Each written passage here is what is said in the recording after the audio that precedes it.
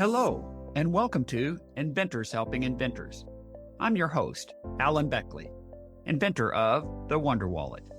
If you're an inventor searching for proven ways to make money with your invention, if you dream to see your product selling in stores everywhere, you've come to the right place. There's no better place to get help than from experts, inventors who've already achieved success. Every week, I interview successful inventors, asking them the questions you want to know. Tune in to learn from the experts so you can get your invention out of the tank and into the bank. I wanted to let you know you're about to miss out on my premier training event for inventors called the Inventors Bootcamp that kicks off this coming Monday, June 10th. 5 days of live Zoom training each evening to teach you how to market your product the right way.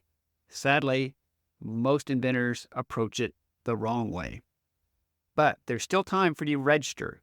If you get on it soon, and that is you just go to www.alanbeckley.com/bootcamp, sign up so you can join us in the Inventors Bootcamp that starts this coming Monday, the 10th of June. Again, 5 nights of live Zoom meeting training to teach you exactly how to market your product the right way. Just go to alanbeckley.com/bootcamp and we will see you on Monday night. Welcome to episode number 413. Today, it's Thursday, and that means it's time for another Thursday Thought. So what is your Thursday thought for today? It's this: the difference between critics and negative Neds. So what is the difference between a critic and a negative Ned? A critic has one or more reasons behind his or her critique of your invention. And a critic usually wants to give you guidance to help you succeed. A negative Ned, on the other hand, just likes to criticize with no underlying foundation. Turns out a negative Ned is often jealous of your aspirations and may want you to fail. So I'm going to give you an example of each of these. I'm going to do it in reverse order. First, we're going to talk about a negative Ned, and then we're going to finish talking about a critic. And I want you to be aware that there's one you should listen to and the other you should ignore. So let's get to it. First, we're going to have an example of a negative Ned. And this is coming from episode number 414, which is going to come out Monday, with inventor Rocky Batesel, who invented the Snap Slide, a unique pill bottle closure. He, like many inventors, has encountered quite a few negative Neds. And a recent negative Ned told him the following. He said, "You know, Rocky, there is no way you can get a mold to work for this product. And nobody will want this product." Notice these are broad, sweeping statements with no reason given, no foundation. He didn't offer a reason why he couldn't get a mold to work or why nobody would want it. He just stated that as if it was fact. So that's a negative Ned. And as you may gather, you shouldn't pay much attention to negative Neds.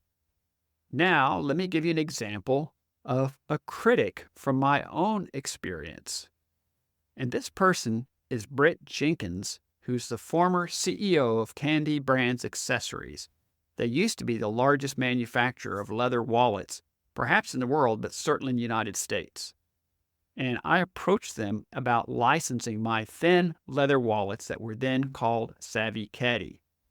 And they had some interest in it and possibly licensing it, but I got the disappointing news when he said, "Alan, we're passing on licensing your thin wallet product because it won't sell in retail stores."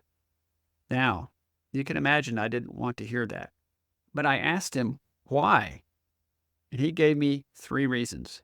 He said, "Well, it looks like it may be too large to fit into a back pocket. And so people will think, oh, that's too big, I can't buy that." Second reason is clerks in stores don't know much about products and they can't explain its benefits. And he finished by saying, Alan, your product must be demonstrated for people to understand its benefits. At first, we didn't get it. Just looked like a big wallet. But when you showed it to us and explained it to us, demonstrated it, then we got it. Then he finished by saying, this is a sell on TV product. You should take it to QVC where it might sell well. Turns out he was right. I took his advice and I took it to QVC where it did sell well for 2 years. And then ultimately I got it into DRTV, direct response television, where it sold over $30 million in retail stores. Now, Britt is a perfect example of a critic, somebody who's offering a critique of the product. And in this case, someone you should listen to. You don't always have to agree, but you should listen.